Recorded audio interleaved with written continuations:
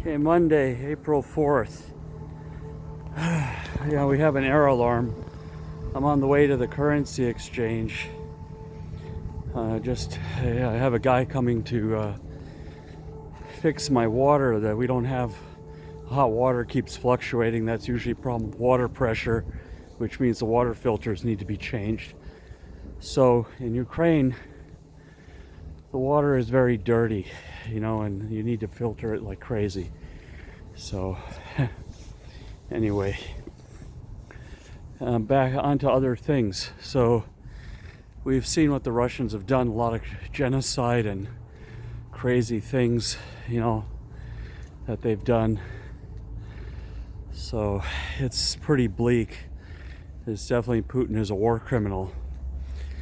And as I said, I don't think this war is going to end until, if I'm filming, I better just stay down here because there's a lot of hysteria. But this war ain't going to end until Putin is gone in one form or another. So, yeah, so,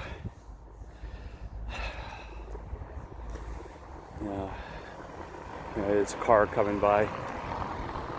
So, yeah, it's, the situation here is,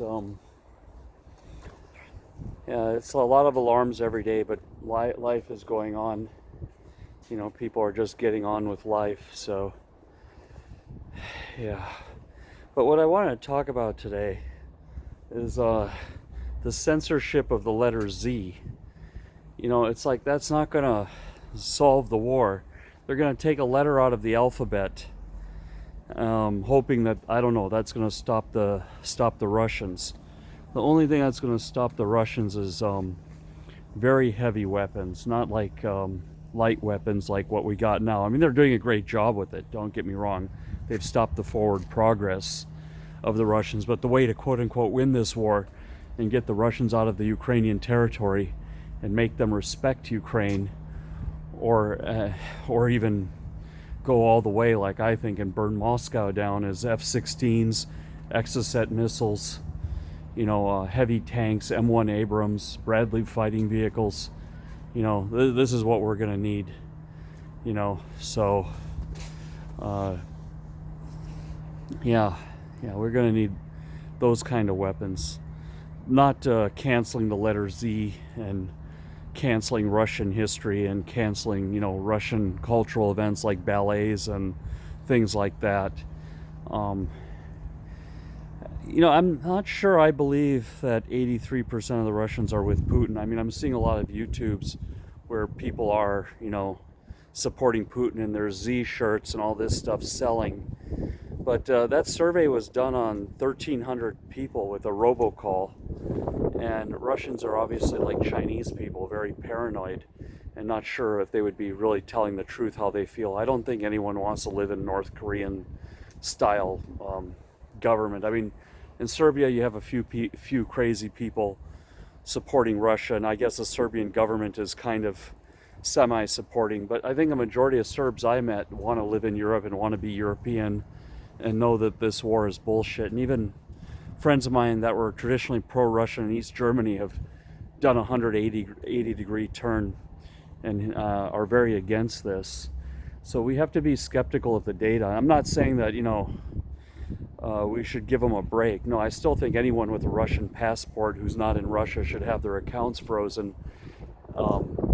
Anything over $10,000 should be frozen until they can prove they're not connected with the Kremlin.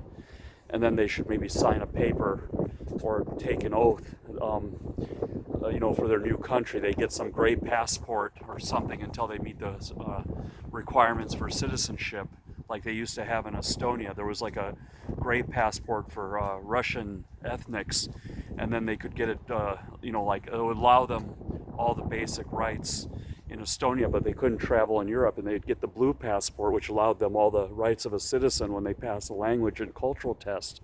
I think they need to do this with the Russians in Europe, and they should understand, that this is a price to pay. But if they learn the language and do everything they need to do to get the citizenship of their new country, like Norway or Belgium or wherever, then they can get out of that little restricted life. But we don't want to overdo it because we need the Russian tech people.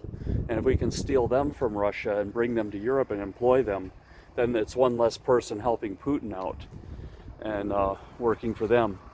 So, yeah, I'm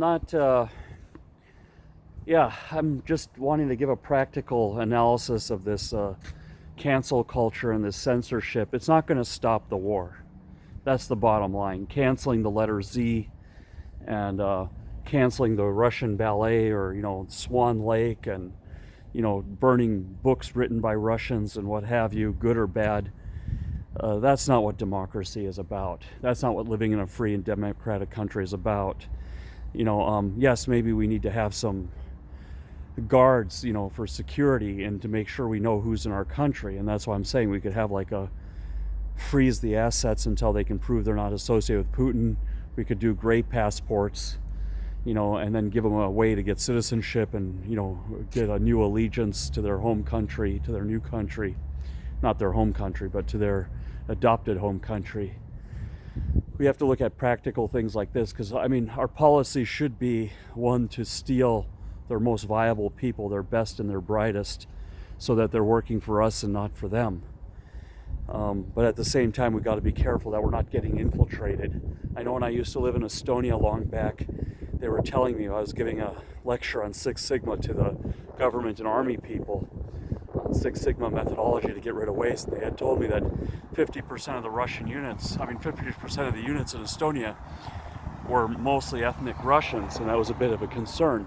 So we've got to mitigate risks like that, and we got to get the ethnic Russians to be kind of like me. My parents come from India, but I feel myself really in my heart to be an American first. I was born in America, and then I'm also Norwegian. I have picked up Norwegian citizenship. I learned the language.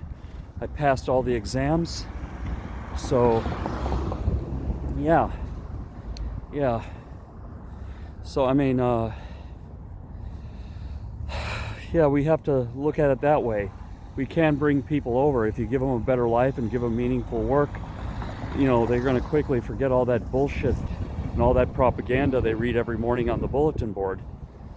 So, anyway, those are my thoughts about the letter Z and cancel culture. Have a nice day.